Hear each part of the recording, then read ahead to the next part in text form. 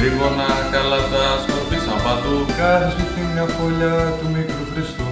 Τρίγωνα καλατά μες στη γειτονιά. Ήρθαν τα Χριστουγεννάκι πρωτοχρονιά.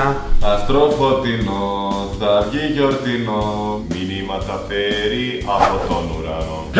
Τρέχουν τα παιδιά μέσα στο χιονιά, ήρθαν τα Χριστούγεννάκι πρωτοχρονιά.